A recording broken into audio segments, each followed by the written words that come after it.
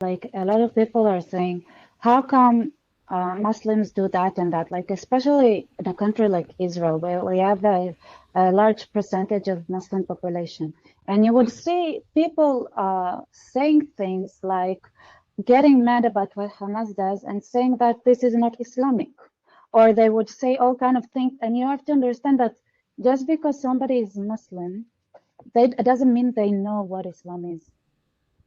Yeah, that's amazing. This was the ditto statement that I used to make. Like, this is not Islam. My Islam is not like this. This is a statement that I used to make, and I'm still seeing that statement made by my fellow Muslims. So I can see that it's still there. It will be there until this end of the world. That's what I always say, because no Muslim know what Islam is. That's the main problem. Only Muslims know what exactly Islam is. Majority of Muslims, they are ignorant of Islam. They doesn't know about Islam. Only what they know Islam. I have made a chart, an infographic, and it is called as the anatomy of an Islamic state. That's how I termed it. You can see 5 stages of Islam that a person can go from stage 1 to stage 5, where the stage 1 is a place where the Muslim will be born into a Muslim family. He or she knew a little few things like eating halal, saying salam, doing their namaz and all other things. That's the stage 1, the level 1. If you tell them about jihad, they will kick you out. What jihad? I don't know jihad. But you can pass on to a stage 5 where that Muslim, the stage 5 Islamic Muslim, will talk about jihad, will talk about abolishing democracy. That's stage 5. They will speak about establishing Islamic State.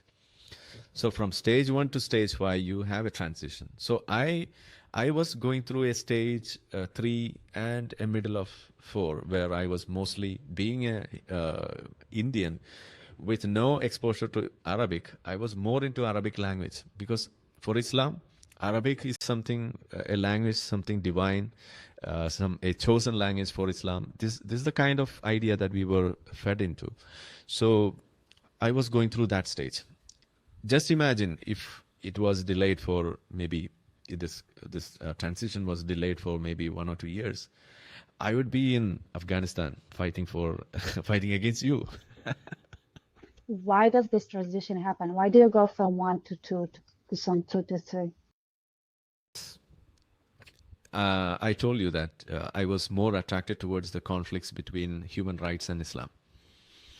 So when these human rights issues happened in my personal life, and when I realized that the reason behind this human rights conflicts was Islam, I was forced to look back. Yeah, but I mean, why would somebody who grew up with stage 1 would ever become more Islamic? That is because that's how Islam works, like the Salafi Da'wa influence. That's the main, the cancer that we talk about. Salafi Da'wa influence, we call it. That is the Salafism or the Wahhabism, the Puritanism, we call it. So there is a movement, you might be aware of that. That is the Deobandi movement here. Deoband, we call it. So, and we have some other factions along with that, just like what this Taliban is made up of. So what they are preaching, even in Tablighi Jamaat, you can see that. That is, there are 2 kinds of dawah activities. One is transforming a stage 1 Muslim, that stage 1 Muslim, to a real Muslim. That's one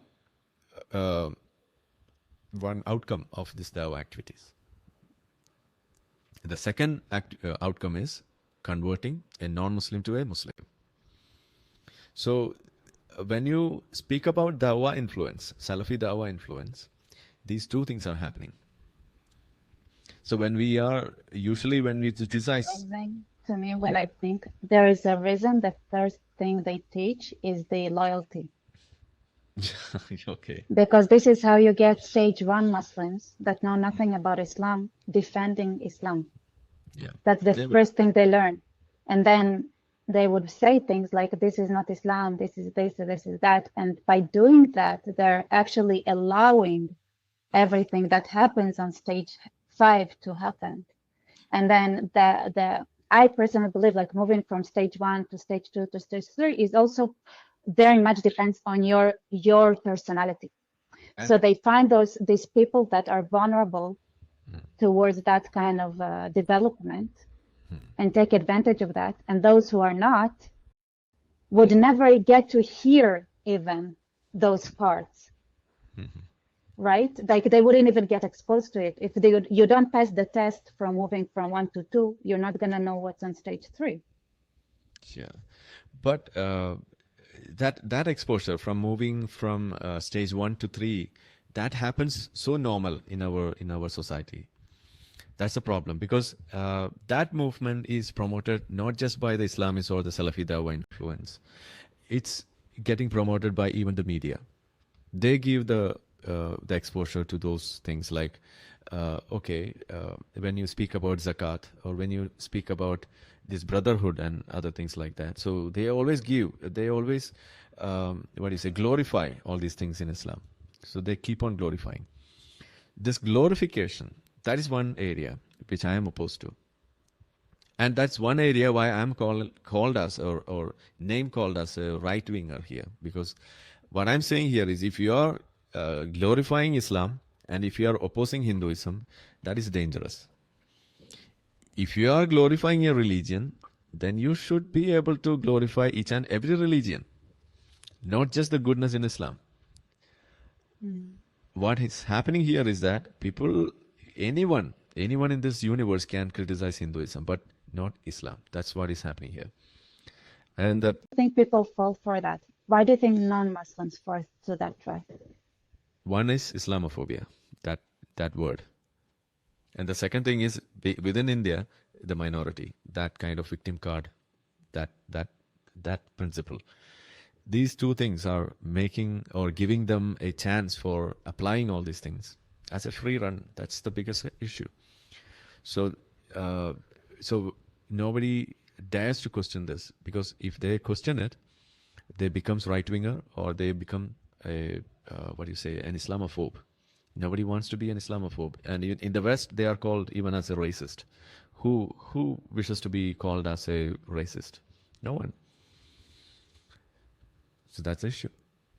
They are using that. And people are getting fooled by these things. We need to realize this. Islamophobia, we have to ignore it. We have to keep on saying